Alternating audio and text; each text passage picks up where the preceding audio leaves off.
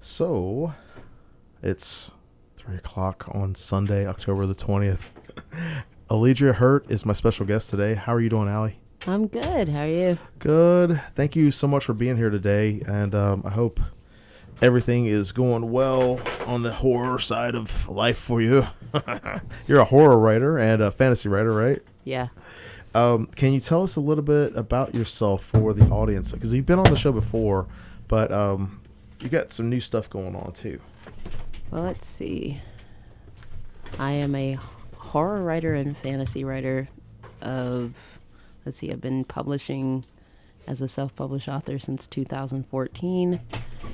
And I've basically written as gross as you can get and as best and probably as fantastic as you can get at this point. Oh, awesome. Ooh, that is so awesome. And you know the drill. We have Sebastian in here. I've got a new intro though since the last time you've been here, so let me play that, and then Sebastian is going to rip a little heavy metal for us, and then we're going to talk about horror and like some projects that you've got going on, and you've also got a new podcast you've launched since you've been here, and so we got a lot of cool stuff going on today, y'all. Welcome to the Adam Messer Show. I'm your host, Adam Messer, and I interview authors, artists, and entertainers. We discuss their process, how they overcome obstacles, and their creative works. I hope you enjoy the show.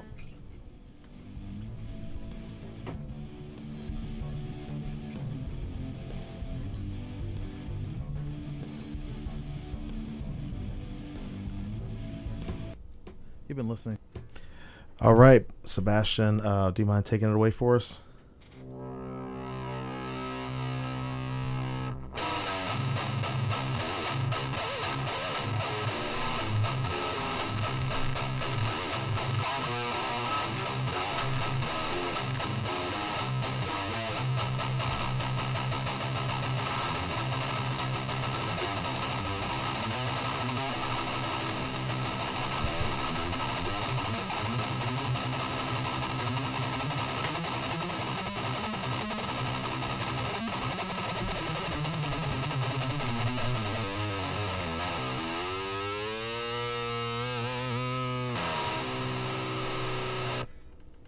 Dude, I'm going to have to start bringing a fire extinguisher in here for all that. Just burning it up. That's awesome.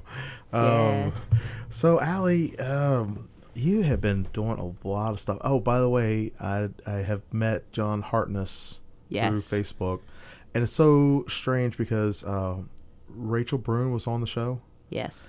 And how this whole little cosmosphere we have a very it's a real small world. Yeah, she kept talking about John, and I was like, wait a minute, Allie knows John, and you said he mentored you or works with you, right? Yeah. And I was like, oh, that's cool. And so Rachel was talking about him and working with him, and I was like, well, do you know Allie? And she was like, I don't know her yet. And I'm like, well, we're going to have to introduce you all. And then I sent John a message, actually before Rachel was on the show. I'd sent him a message saying, I keep seeing you in these different circles. And, I'm friends with Alledria, because you have a very distinguished name. Like if I say Alledria, people know who you are. Yeah. If you've ever met me and you know my first name and can spell it, most people will be like, "Oh, I know know exactly who you're talking about." Yeah. It's like the one person. And so I sent him a message saying, "Hey, I just want to introduce myself and want to connect with you." And then Rachel, she had no idea that I connected with him, no whatever. And she was talking about how she had like with, I guess, is it Falstaff Publishing? Falstaff. Okay. So she was just talking about it, and I was like, this is such a small world. And yeah, it is. It's just weird how people know other people who know other people. And so guess what? John's going to be on the show in November. Sweet. So I told him, I was like, hey, man, Allie's going to be on the show this weekend. And what got me was you've talked, you said a lot of good things about him, and then Rachel, and I've heard a lot of good things about him. I just, I had never met him before, but he posted this YouTube video about what I hate about you. Yeah, which It means you're writing. yeah, And I was watching it, and I was like, this guy, I think, like he's doing the things that we want to do, hilarious. and he is a funny guy.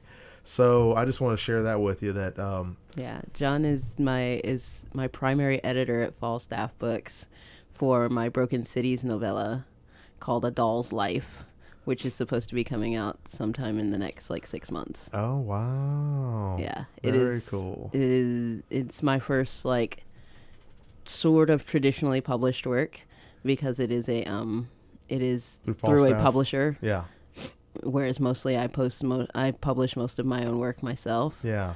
So I was actually very not to say lucky, but I He knew said they're John. closed for submissions right now, so they're not taking. Yeah, on any, no, new I actually authors. got through that. I got involved with Broken Cities almost 2 years ago, Oh wow. and it was a call that came out on Twitter for people who wanted to be in a connected universe. Mm-hmm. And I'm like, I've never written in a connected universe before. Let's see what this looks like. And then the next thing I know, I was working with Falstaff Books, and I was like, oh, cool. And I knew John already Yeah. as a sort of in a sort of fangirl sort of way before I ever met him in person. And because he's spoken at DragonCon on a couple of different occasions. Mm-hmm. He's like one of the mainstays of DragonCon. And I used to spend a lot of time in the DragonCon writer's track.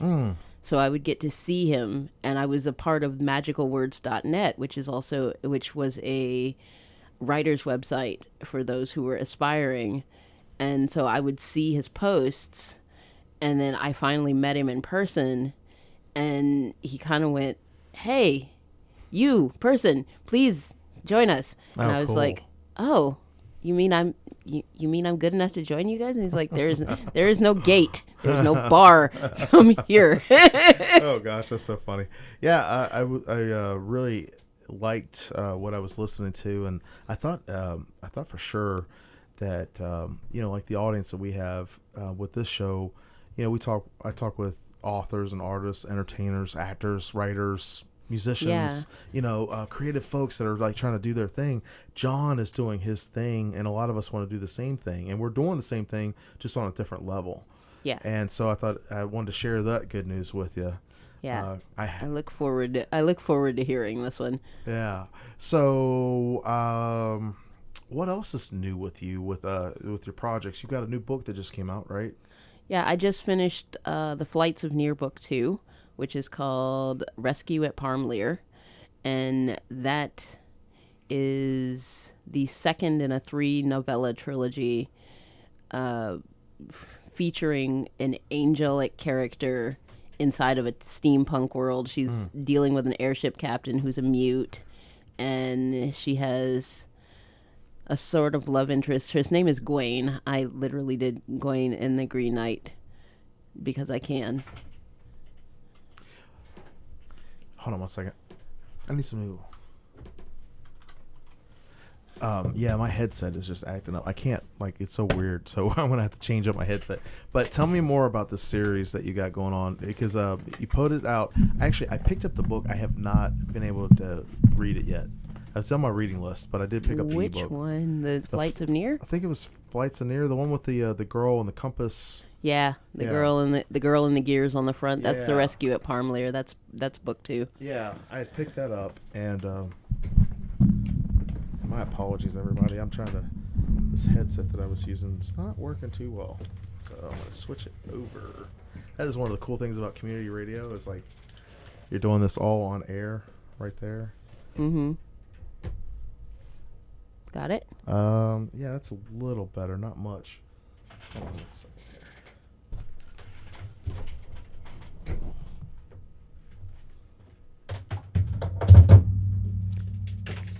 Let's see if this one. Dead air there. I got another. There's 2 or 3 that are. Switch this one out. Thank you.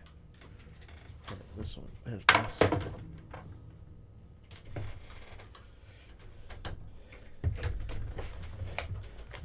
How's that better? Yeah, I can. I guess I have to go with it. We'll just go with it. Anyway. But yeah, that's actually the second book in the set.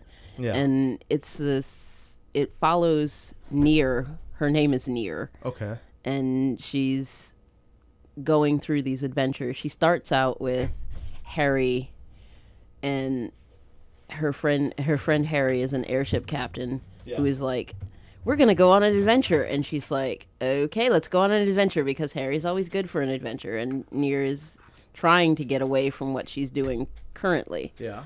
So she ends up on the adventure. They pick up a amnesiac whose name is Gawain. Mm-hmm. And Gawain doesn't know his past, but they've been commissioned to take him back to the Alliance, which is supposedly where he's from. Okay. And so there's various shenanigans ensue. They finally get him back to the Alliance. Okay. There is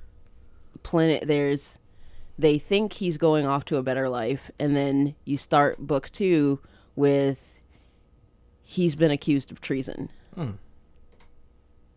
So all of a sudden, this I'm going on to a better life becomes the I'm going to jail. Oh, wow. So the rescue at Parmleer is literally about going to rescue him before he's executed. Where did that story idea come up from? Oh gosh, that particular story came from an episode of Supernatural, I want to say. Okay. I was just watching like old syndicated Supernatural, and was like, what would happen if you stuck an angel into a world where angels are not necessarily wanted? And then once I got that particular kernel of an idea, I started going, what setting have I always wanted to play around in that I haven't been able to do yet? Oh, neat. And that's like, okay. So I picked steampunk, because I don't do steampunk very often. And I was like, okay, so I've got an airship, and I've got an airship captain, and I've got an angel, and I've got, okay, where does this go? Yeah. And I was also reading my old King Arthur and the Round Table stuff. Okay. Which is where I come up with Gawain and the Green Knight. Oh, neat. And I was like, oh, so we got Harry and Near and Gawain. And it's like, okay. And then I took that, turned it a little bit, and was like, okay, what do I also never do that I'm considering? I don't do love triangles. Ah, okay.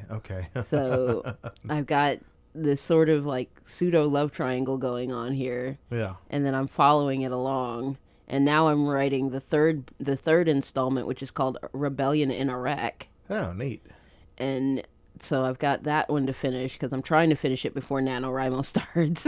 Oh, wow. Yeah, that starts November the 1st, right? Yep, November the 1st. This is my first year doing it. Let me do the station ID real quick here. You are listening to WRUU LP Savannah, Georgia, 107.5 FM, WRUU.org. We are Savannah Soundings Community Radio with Global Soul. I'm your host, Adam Messer, and my special guest today is Alledria Hurt. You are a fantasy and horror author. You do a lot of things, like you act. Yeah. You do voice acting as well, like narration and stuff. Yeah. And actually, you're working on a project for me. Yep. I am doing Wrong Turn. Wrong Turn. By Adam Messer. Yeah, you're. And the thing is kind of leading into that, you have been doing your podcast, and so I was listening to your podcast. I've caught a couple of the episodes, and I thought, it'd be neat to have you as a voice for this audiobook that I want to do. Mm-hmm. And Wrong Turn, everybody, is the short story that I've been talking about that's coming out in Rachel Brune's Chrome Girls Press release called Stories We Tell After Midnight. It's coming actually out tomorrow. So it's kind of neat. It's like, yeah.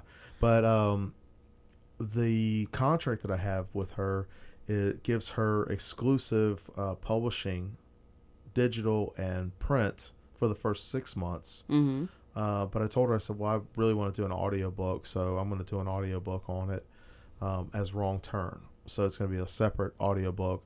And I was, originally I was going to do I was going to do the Blood Thrasher release this month. Mm-hmm. But I was like, I don't want to compete with another work that I've got published. Yeah. And so I'm going to this turns back into the NaNoWriMo. I'm going to do Blood Thrasher, the second one, as my NaNoWriMo project. So this is the first time I'm going to be doing it. Have my outline for it. Now I've got to bust out the 50,000 words. Yeah. So, and I've also got another project I'm working on too, but that's for another time because this is all about you. Yeah. But you, I really liked your voice. I like the way that you narrated. You have a lot of these little short ghost stories or whatever. And I thought, wow, this would be kind of neat, if I could have you as my narrator for the story. And so we're looking at trying to put that out in the next couple weeks or so. Yeah. We're trying to get this out by Halloween, people. By Halloween. We're trying to get this out by Halloween, people. This is the writer's life. It's like deadline push, deadline push, deadline push. Yeah. So, and it's so weird too because talking about like being with Falstaff, Rachel Brune, she's doing, and this is so weird because I've been doing this myself, but to be part of someone else's small publishing house. Mm-hmm. And actually, she solicited me, asked me if I would be interested in being part of the anthology. Mm-hmm. And so this will be the first time as a fiction writer that I'm going to be part of something that I actually didn't publish. So it's kind of a neat little first for me too. Yeah. And so I'm very happy to have you as part of that family of the Wrong Turn. So by extension, you're going to be doing the narration for it, and then we've also talked about you maybe doing a couple more for me in the future, right? Yeah, because work spawns work. Yeah. is what I've been told on a number of occasions. Is if you are good at what you do, and you are consistent, work will find you. Oh yeah, I can agree with that, especially with freelance. I write for the newspaper, and if you do quality work and you can meet your deadlines. I saw this one thing. I think it was Neil Gaiman was talking about. Actually, he said, if you're likable and you can meet deadlines and your work is good, you have to have just two of those three. So, like, if you're likable and you don't meet deadlines but your work is good, they'll work with you. If you're if you're not likable but you meet deadlines and your work is good, then they'll work with you. But if you miss your deadlines and they don't like you, and your work is not good, they're not going to work with you. No, they will not. So I'm paraphrasing everybody. I'm not, it's not quoting Neil Gaiman, but I thought it was so interesting because, did you ever watch that video of his, Make Good Art? No. Oh my gosh, it's one of my favorites. I'm going to have to send it to you. But in the video, he's doing like this commencement speech, and he talks about making good art. And he said that he originally kind of fudged his curriculum vitae of the things that he had done, the publications that he had to get work, and that he made it a point to go back after he was published and actually publish with those companies that he said that he had published with originally. So it wasn't a lie per se. It was just a chronologically challenged timeline. So I thought it was always funny, but I love that Make Good Art. And I see you work. You do a lot of work. You publish a lot of books. You write a lot.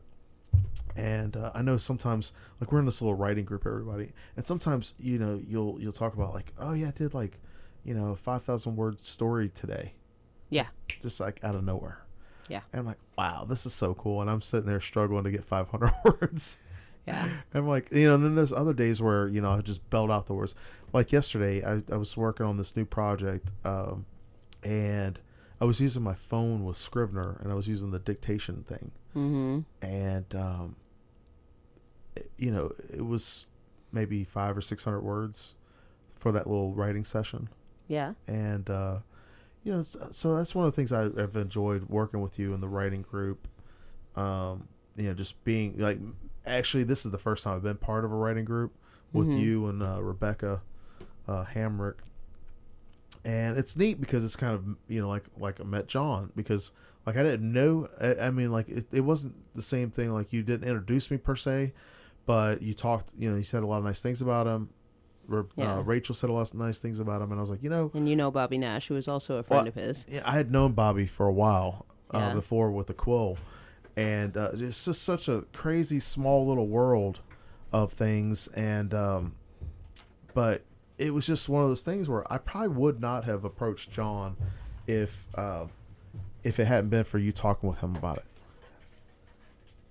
So, thank you, Bass. I appreciate that. Anyway, we're gonna take a break for just a second, okay? Cool. Friends of Oatland Island will present their annual fall festival, The Harvest and Cane Grinding, featuring old-time music, cane boiling, butter making, and hay rides on Saturday, November 16th from 10 a.m. to 4 p.m. at the Oatland Island Wildlife Center on Sandtown Road in Savannah. For more information, call 912-395-1212. You are listening to WRUU-LP, Savannah, Georgia, 107.5 FM, WRUU.org. We are Savannah Soundings, community radio with global soul. All right, everybody, we are back. And if you're just now tuning in, my name is Adam Messer, and this is the Adam Messer Show. And I talk with very interesting and creative people, like my special guest today, Alledria Hurt, Allie. Which I appreciate you letting me call you Allie. I like the name Alledria, though. It's like so cool. It's like Alledria. Yes. I just like saying it. I don't know why. Your parents did a nice job of naming you. So Yeah. But we were talking, and I'm not. It's so weird, but in a way, I wasn't trying to talk so much about myself. I was just trying to talk about like the interactions that I've had with you this year. Yeah, because we've only been friends for year. A year. Yeah, this last year. I mean, we kind of moved in the same circles around each other for a while, but we had never been introduced. Yeah, and like when I was hosting the Quill, I think Rebecca had done the Savannah Quill last year, and it was just one of those things where she introduced me to you, and we just got, we clicked and, just hit it off and became friends. And, it's just been a really fun time. So I appreciate you being, my friend. Yeah. The fun part about it is I remember actually emailing you before Rebecca did the Quill. Oh, really? Yeah. I emailed you. Jog my memory here. I emailed back and forth with you for probably about 2 or 3 exchanges. And then because it was right before you had I want to say the first Quill with the 2016 with the African African writer. Yeah, Jeremiah Nabawi. Mm-hmm. Yes, that's a friend of mine. Yeah. Yeah, it was right before then, and then something happened, and it kind of fell off the radar. Yeah, the hurricane knocked that thing out for like a year.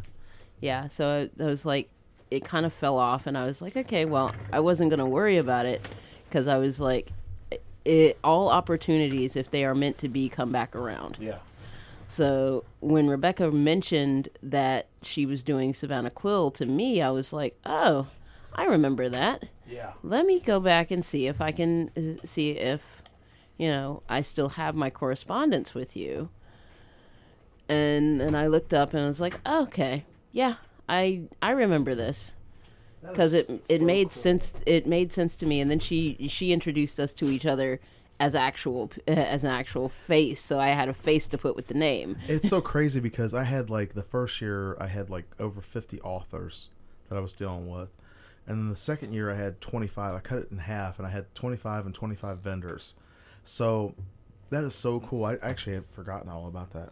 Yeah, it was one of those ones where I was still very uncertain of my career at that point. Yeah. Because I wasn't pushy. Uh-huh. I've become more pushy as I've gotten further along. Assertive. Yeah. See, like that's something too that we've talked about is like the language that we use. Yeah. And like you're being assertive because you're taking pushy and bossy.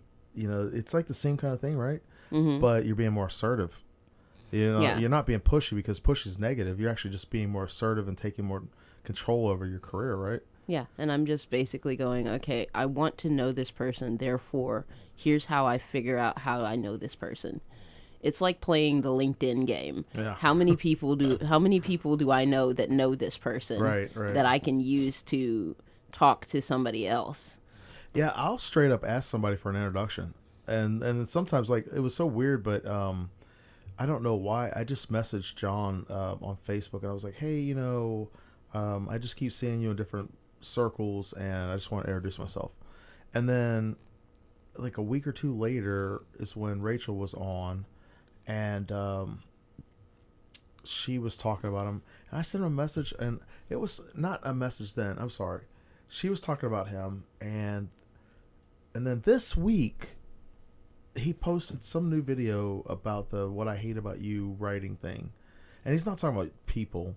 He's just talking about like things that amateur writers or new writers do, and that publishers are like, "Please stop." Yeah. Which is a really good series, by the way, because it's like, oh, you can watch out for these, and I saw that video. I watched the video, and I was like, because it's kind of strange, but you get a lot of people that approach you to be a guest. And so, but I have to kind of filter out, make sure that it's a right fit and, that kind of thing. And I try to be as open as I can with folks to have them on the show. But I saw his video and I was like, I really would like to talk with this guy, because I like the stuff he's talking about. I've heard a lot of good things from you about him. I heard a lot of good things about him from Rachel. And so that literally is how it's done. You can either ask someone, hey, I'd like to meet so-and-so. Do you know that person? Can you introduce me? Or sometimes you can just say, hey, I would like to meet you myself. Yeah. So it's kind of neat. And, we are doing, gosh, I can't believe it's already 3:30 almost. I got to do a little station ID real quick. Would you like to read it? WRUULP, Savannah, Georgia, 107.5 FM, WRUU.org. We are Savannah Soundings, community radio with global soul. Bingo. So tell me, Allie, about how you got into acting. Oddly enough, I got into acting as a tour guide. I started out, this is how I got my opening in acting. This is how I started doing professional storytelling. This is pretty much how this whole thing started. There is a gentleman that I kind of have to do a shout out for, David Harlan Rousseau. He works for Savannah College of Art and Design, and he used to run the company that I first started working for when I was a tour guide. And he was my first teacher in professional storytelling as a vocal art. Okay. And one of the first things he told me was, nobody but you knows exactly what you're going to say. Yeah. And if you stop and apologize, they lose confidence. Oh, yeah. 2, your inside voice is for when you are talking to people that you want to keep the conversation between you. Yeah. Other than that, you are welcome to be as loud as you need to be in order to make yourself understood. Yeah. And projection. Yeah. Learning how to theater project from your diaphragm. It's so weird you say that because I took several public speaking classes, and that was one of the things that enunciation, projection, tone. Yeah. There's a lot of things that go into, and I don't really act. I take that back because I did have that gig this week that came out. But I'm not really an actor as far as like doing speaking roles and that kind of thing. But that's something that I've done public speaking. Mm-hmm. And to me, public speaking and acting are very similar, except for you're playing a role when you're doing an acting job. But in a way, when you're doing a public speaking gig, you're also playing a role because you have a certain message that you have to relay. Yes. And it's communications. It's the same kind of backbone. With that.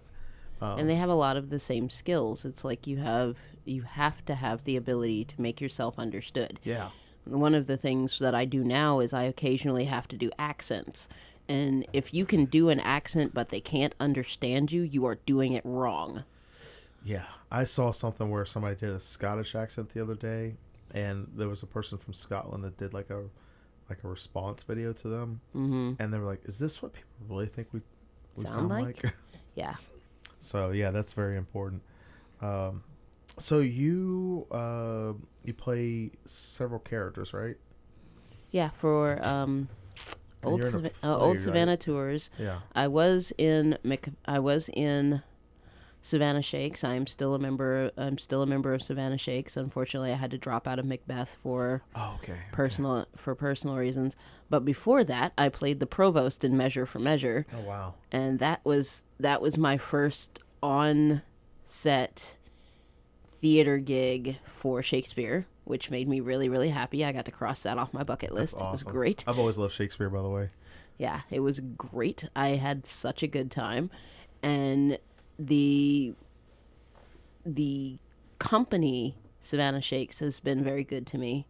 They've been more than willing to deal with my personal issues because, of course, some things come up, and life happens.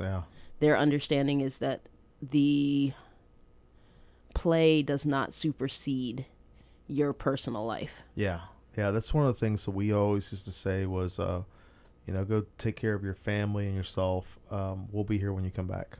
Yeah. And that's I think that's important. Is like, the stuff that we do is it's who we are, but we have to take care of like our families and stuff first too. Yeah, because it's very easy to get sucked in and think I've got to get all of this done, when the reality is you really have to stop and go, okay, prioritize what's important. There are some things that literally you look at them and say they've got to get done, but do they got to get done right now? Yeah. I think we've talked about that, where I do the top 3 for my day. Yeah. And I try to, like I've been trying some different stuff out. Like I tried the bullet journal, and I did that, and it was working for a little bit, but I haven't been doing it in a while. Yeah. And it fell by the wayside because it's not a natural process for you, is it? Well, it doesn't fit into my schedule with the job that I do, where I leave the house at 5:30 in the morning and I don't get home until like 8-9 o'clock at night sometimes, depending on. And then we have school on Tuesdays, so that's 10:30 that I'm getting home. And I just found the additional writing of the journal was just too much. It's just work that I didn't want to put in. Yeah, I didn't want too much. I didn't want to commit to that extra work. And but I love the idea of it. I love the idea of that because I have so much stuff going on. But yeah, the top priorities, like you got to take care of your personal well-being, and so like the artistic stuff, like I've had to cut back a lot. Like I used to do photography, and I don't do any photography anymore because it was just taking up so much of my time. Yeah. And I have other commitments, so I could definitely understand where you're coming from with that. Yeah. The old, what is it? The old Savannah Tours? Old Savannah Tours is my current employer. And what characters do you play with that? I have Queen Dessa, who is a Gullah, and I also have Mother Matilda Beasley, who is the first African American nun in Georgia. Oh wow! Do you have voices for them? Not really. They use Mother Matilda uses my own voice, slightly slowed down because I speak somewhat rapidly, and in order for people to understand what I'm saying, I have to slow down just a little bit. Now, my Gullah character uses sort of pidgin English. Right. So it's also one of those ones where I have to slow down a little bit to be understood. Yeah. But it all comes out very fluidly now that I've gotten used to them. Mm-hmm. And then also for Old Savannah Tours, I do a step-on character for the ghost tours at night. Okay. So I play a reformed serial killer. Oh, okay. I'm on my best behavior. I promised the management that I would be on my best behavior. That's so cool. Let's talk about your podcast. Oh yeah, there's stories everywhere. which is available through Apple Podcasts, Anchor.fm, Spotify, and it literally started out as a place for me to put all of the little stuff that I write. Mm-hmm. The stuff that only takes me 3 to like 30 minutes to read. And it's like, okay. So that was just, it actually spawned up from something I did for Clinton Edminister a while back when he had a bookstore. Yeah. Do you remember that when there was a bookstore in Starlandia? You know, it's so crazy that you say that because we actually were at Starlandia right before the show. When you texted me that you were here, we were just leaving there. I picked up some art supplies today. Yeah. Well, they had a bookstore, and the grand opening for the bookstore had had me do 5-minute reads for them. Mm-hmm. So I had probably 10 or 15 pieces that were only about 500, 600 words long. Yeah. Now that's a difficult story to write because I get 500 words copy for my articles. Mm-hmm. And so, you know, it seems like you can put a lot in 500 words, but it doesn't give you the same space as a novella or even a short story. I mean, that's a short story. Yeah. It's one of those ones where it's like 1,000 words it's like 1,000 words or less is flash fiction. Mm-hmm. And then when you get below 500, you get into like microfiction. Yeah. Yeah.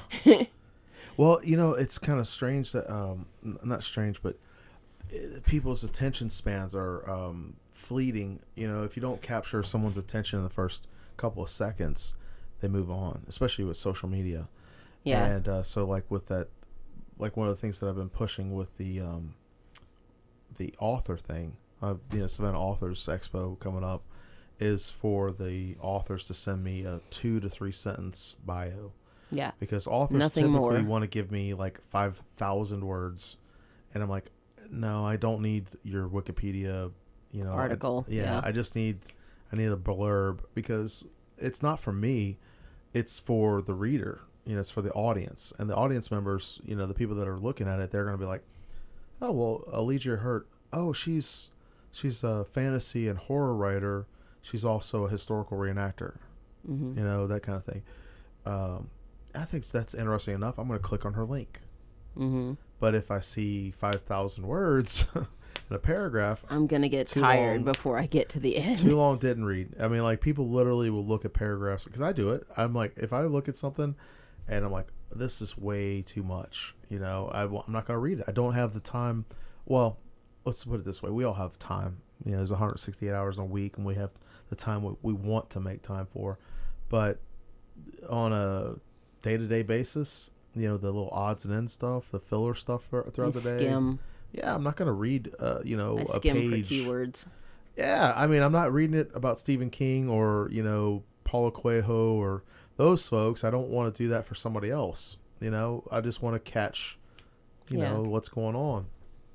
And the longer bios are great for the click through. Once you've already clicked the link and shown that you're interested, exactly. Then you can read the long bio. Yeah, tell me about, the time you skinned your knee when you were 9 years old and how that influenced you to write a story, in your mid-40s about, your children riding a bike and how it's totally different than when you were a kid. I want to hear that then. I want to read the 5,000 titles of Spider-Man at that point. But when I'm first learning about it, I just want to see the amazing Spider-Man and what Spider-Man, he was bitten by a radioactive spider and now he's got superhuman abilities. That's what I want to hear now. Yeah. But that's one of the things with a flash fiction, and I don't know all the genre terms. This is stuff that I'm still kind of learning. But in the microfiction, you do a really good job with that. Yeah. You do a really good job with that. And then your podcasts of these stories, you use your acting voice or your speaking voice or whatever, your narrator voice.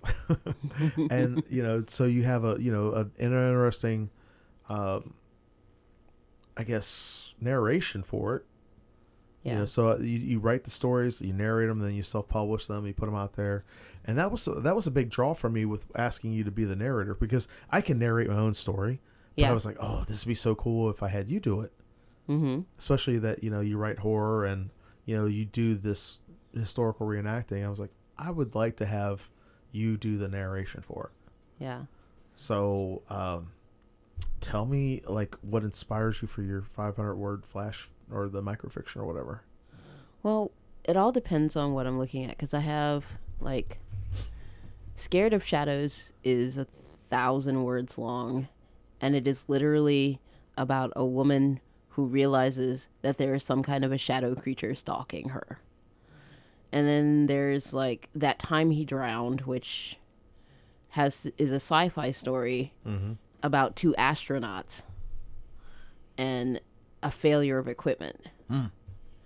And then they all come in they're little snippets of things that I see in my head, and I'm like, okay, I need to write this down, because it is self-contained. Yeah.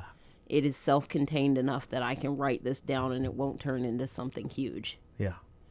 And it's a one-shot type thing. And most I of them like are. how you have a twist for most of your stories. Like you have a little surprise at the end and a little twist. You're like, oh, that was one of the things that got me too. I was like, this story, The Wrong Turn, I thought it was like, well, it's a horror story. Yes, it's a horror story. It is a horror story. And that was something that I had to, like we had talked about with the genre difference, because I had written it like a suspense thriller. Yep. But the editor wanted a horror story. Yeah. And so, for me, I was like, okay, I'm really into suspense thriller stuff. I like those kind of movies, and, I'm a movie guy. I like to read too, but I read mostly nonfiction. But I love a good story. And so listening to sometimes I'll listen to your podcast on the way into work through my Anchor FM app or whatever. And I'm like, oh, that's a cool one. Like that one's neat. This is like the kind of stuff that back in the day you would catch in a magazine, like a sci-fi magazine or a horror magazine or something like that. Yeah. So that's one of the things I love about the availability that we have is, as authors, that there's so many different tools out now that we can do things with. Yeah. Because literally my podcast is 18 episodes in now, and it's consistently maybe listened to by 3 or 4 people, but I'm one of them. I enjoy doing it enough to where it's not a big deal. I'm one of your fans. Yeah. Which I appreciate. That's one of the reasons why I like having you on the show too, because I enjoy your work. Let me do like a little PSA. Friends of Oatland Island will present their annual fall festival, the Harvest and Cane Grinding, featuring old-time music, cane boiling, butter making, and hay rides, on Saturday, November 16th from 10 a.m. to 4 p.m. at the Oatland Island Wildlife Center on Sandtown Road in Savannah. For more information, call 912-395-1212. You are listening to WRUU-LP, Savannah, Georgia, 107.5 FM, WRUU.org. We are Savannah Soundings, community radio with global soul. All right, and then we have also Zach Dennis. He has his portion with the Do Savannah. He's the editor for Savannah Morning News, so he's been doing this preview for the upcoming week. So I'm actually going to go ahead and play that. It's like a 2-minute long thing. So everybody, this is Zach Dennis. Hey guys, this is Zach Dennis, the editor of Do Savannah, joining you for this Do Savannah Top 5 update. Look ahead to the week. Of course, you can find Do Savannah at DoSavannah.com, on Instagram, Twitter, and Facebook, so please check us out. We got a bunch of great stuff. You can get this Top 5 during the week on your Instagram stories if you'll join us on Instagram. But that's a whole other thing. Let's dive into the week. And this week is the first official big week for, official big, whatever you'd like to call it, the first week of the film festival. We got all this stuff coming. And Do Savannah, we're going to have a preview. If you read this Sunday, today, the Savannah Morning News had a big feature that I wrote about the film festival coming up. But on Do Savannah, we're going to have a bunch of interviews with some of the honorees, Aldous Hodge, Valerie Packner, as well as the writers from A Beautiful Day in the Neighborhood, which is the closing night film for this year's film festival. They talked about Mr. Rogers, and they had been researching him for like a decade. And they found out that, spoiler alert, guys, Mr. Rogers is a nice guy. And so they talked a little bit about that, but we're going to have all of that, as well as the docs to watch, the Wonder Woman panel, the Southern Voices short film series, as well as the Refinery 29 series they have that's coming up this new year. We also have a Dying column, as always, from Neil. Looking forward to seeing what he has there. But if you're looking for some community stuff, we're going to have some stories. There is an Addams Family play out at the Georgia Southern Armstrong campus that sounds really neat. We have the Pride Festival happening over at the LGBT Center. They have a number of events. We're going to have a rundown of those. You also have a bunch of haunted houses that I'm going to leave Adam to talk about because he's been compiling this list, so he probably knows all the spooky spots. And then finally, we have the Deep Speaks competition, the Deep Speaks reading coming up as well. We're going to have a story on that. But that is all on DoSavannah.com. Thank you guys for the update. Again, DoSavannah.com, Instagram, Twitter, Facebook, all the stuff. Thank you. And actually, I love having that segment on the show. Mm-hmm. We had a editor changeover, and so I'm working with Zach now. And that's one of the reasons why I've been doing a little bit more work with Do Savannah. But I started writing with them in 2014, so I just celebrated my 5th year writing with the paper back in August. And like you were talking about earlier about work begets work. Mm-hmm. The relationship, you know me, I'm a relationships person. I'm not really transactional. I mean, there are transactions that happen, but I'm about relationships. I'm about building a relationship with a person. And, that's one of the things that I like. Our little conversations that we have, we talk about, a lot of different stuff. And, it just always comes back to those relationships because there's a lot of sketchy stuff out there. There are a lot of folks out there that they try to segue just to use somebody to, position to, get whatever. And those folks they're not going to make it, getting ahead. They're going to hit a certain level and they're going to hopscotch and burn through, relationships with people because they're not really building relationships. They're trying to, stack transactions. Mm-hmm. And I think as an independent anything, creator, artist, musician, it doesn't matter what kind of thing you are doing, building relationships with people is probably the fundamental of life for me. Like everything I do, I try to think about like, okay, well, how is this relationship? How can I have a better relationship? What can I do? And then there's sometimes where I'm like, well, I need to disengage from this relationship. Yeah. I need to disengage from this person because they're toxic or they're negative or, it might not be a beneficial thing, to have, with this person. So, but I love the upside of it. Like you were talking about Clinton, it's just such a coincidence, that we were just there. He actually was working today. Like there's been times where I go in and like he might be off on a, certain day or whatever. And I told him, I was like, I read your articles and I love your voice. I love listening to your voice. The same thing with your work. I love your voice, listening to the way you tell stories. So what do you think about that with other creatives? I mean, like how can someone express their voice? And this is coming from you. You've been a self-published author for a long time. You've got, different, like you're going to be in Conjuration and stuff like that, right? So you got some major things going on. So what do you say to those folks out there that are trying to find their voice in this world of ours? Well, one, until you know what your voice sounds like, it is okay for you to borrow from other people. This is one of those ones where I go, fan fiction is a great way to cut your teeth. Yeah, you said that before. Yeah. It's a great way to cut your teeth, to play in somebody else's sandbox. You already have a universe, and you already have characters, and you already have like some kind of platform to read from and say, oh, well, I know that Optimus Prime is the leader of the Autobots, and this is how Optimus Prime would act. So you can write towards that. Yeah. It's a great way to figure out how to do the mechanics. Because one of the things that's wrong with if you try to find your voice before you learn how to do the mechanics, you end up with a very muddled thing. Whereas if you can get the mechanics out of the way and you can do those fluidly, your voice then comes out on its own. Yeah. But it's just like, okay, I have a lot of people there that when I first talk to them, they're very interested in finding their voice, but they haven't figured out the mechanics of how to tell a story yet. Yeah. And it's like you need to figure out the mechanics of telling a story, and then you can always polish your mechanics later. You can figure out your voice. Polishing. Yeah, I'm always polishing. Talking about that, finding your own voice and polishing it. Last week we were talking about Blake Snyder's Save the Cat. We were talking about Jessica Brody's Save the Cat writes a novel. Mm-hmm. And Blake Snyder would start with the poster. Yeah. And he would say, if you can't pitch this in a 30-second elevator pitch, you don't have a story.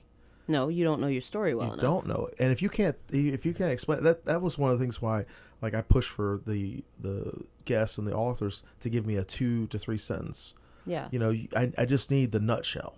You know, I need to be able to say, hey, this is Adam Messer. He's an author, a journalist, and a radio show host. You know, those are enough things that people would find interesting to click through for what they want.